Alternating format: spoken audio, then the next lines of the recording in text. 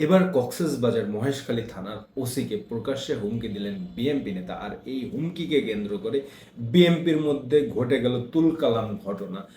OC Monirul হককে প্রকাশ্যে ন্যাংটা করে এলাকা ছাড়ার হুমকি দিয়েছেন মহেশখালী জেলা বিএনপির সদস্য আক্তার হোসেন। তার এই বক্তব্যের পরে সামাজিক যোগাযোগ মাধ্যম থেকে শুরু করে বিএনপির উচ্চ পর্যায়ে বা শীর্ষ পর্যায়ের নেতৃবৃন্দদের মাঝখানেও আপনার বিতর্ক সৃষ্টি হয়েছে এবং বিএনপির ভাবমূর্তি ক্ষুণ্ণ হয়েছে যেই ভাষাগুলো ব্যবহার করে তিনি এই বক্তব্যটা দেন। চলুন আগে ভিডিওটা দেখে নেই যে কি হুমকিটা দিয়েছিলেন আক্তার হোসেন। ওসি সাহেব, দোকান বন্ধ করেন আপনার, ল্যাংটা করে মুশকিলদের বাড়িয়ে দেওয়া হবে, মুশকিলের মানুষের জন্য নিরাপত্তা না থাকে। ওই ওসি ওই এলাকাটা আসলেই বিতর্কিত একটা এলাকা। ওই এলাকার ওসি কিন্তু ছিলেন সাবেক ওসি প্রদীপ, যার মেজর হত্যাকাণ্ডের সাথে তিনি জড়িত এবং তার ফাঁসির আদেশ হয়েছে। তার পরবর্তীতে কিন্তু এই ওসি মঞ্জুরুল হক তার পদে নিয়োজিত হন, ওই পদে আবার নিয়োজিত হন।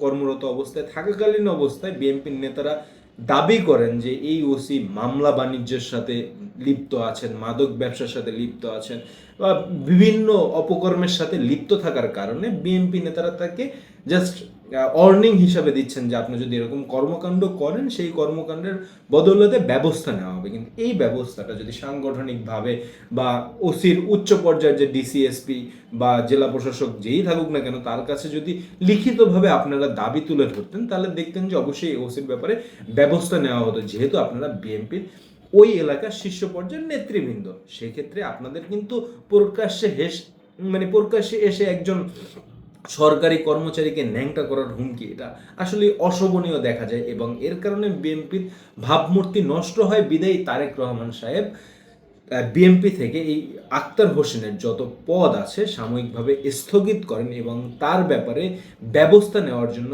কেন্দ্রীয় নেতৃবৃন্দদের নির্দেশ দেন এবং নির্দেশের প্রেক্ষিতে রুহুল কবির রিজভী সাহেব প্রেস বিজ্ঞপ্তির মাধ্যমে এই আক্তার হোসেনের সকল পদ স্থগিত করেন। এখন আমার কথা হচ্ছে, দেখুন, আপনার যে বক্তব্যটা ছিল এটা বলা যায় যে খুবই অশোভনীয় বক্তব্য ছিল। একজন ওসিকে আপনি কখনোই ন্যাংটা করতে পারেন না বা ন্যাংটা করে এলাকা থেকে তাড়াতেও আপনি পারেন না, আপনি কেউই না, আপনি একটা দলের নেতা মাত্র। সো যদি আপনারা ক্ষমতায় থাকতেন সেক্ষেত্রে আপনার সেই অধিকারটা নাই একটা ওসিকে এলাকা ছাড়া করার, তাই না? এটা সরকারি কর্মকর্তা, তিনি সরকারি তার ব্যাপারে ব্যবস্থা নেবে। তিনি যদি কোনো অপকর্ম করেন আপনার দায়িত্ব বা আপনার কর্তব্য বা আপনার ক্ষমতা এতটুকুই ওই ওসির বিরুদ্ধে সঠিক তথ্য প্রমাণ সহ আপনি তুলে ধরেন, যেটা ডিসির কাছে তুলে ধরেন, এসপির কাছে তুলে ধরেন বা আরও উপর স্থানে তুলে ধরেন, বা আপনাকে তো যেহেতু বক্তব্য দিতেছিলেন মিডিয়া কাভারেজ ছিল, মিডিয়ার সামনে তুলে ধরেন ওই ওসির অপকর্ম এবং ভিডিও সহ তথ্য প্রমাণ সহ তুলে ধরেন মিডিয়ার সামনে। সেক্ষেত্রে দেখবেন ওসি এমনিতেই এলাকা ছাড়া হয়ে যাবে বা বরখাস্ত হয়ে যাবে সে যদি অপকর্মের সাথে নিয়োজিত থাকে বা লিপ্ত থাকে। সেক্ষেত্রে তো আপনার ন্যাংটা করে তাকে এলাকা ত্যাগ করানোর প্রয়োজন হবে না, তাই না? তাহলে আপনার দলীয় পদও স্থগিত হতো না বা আপনিও বিপদের সম্মুখীন হতেন না এবং দলীয় ভাবমূর্তিও নষ্ট হতো না। সো এইগুলো বিবেক বুদ্ধিমানের কাজ যে কিভাবে আপনারা দলীয় জিনিসগুলো দলীয়ভাবেই সমাধান করবেন।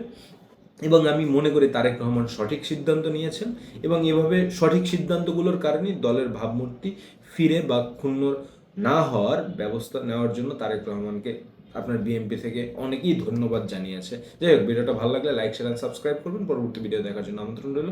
আল্লাহ হাফিজ, আসসালামু আলাইকুম।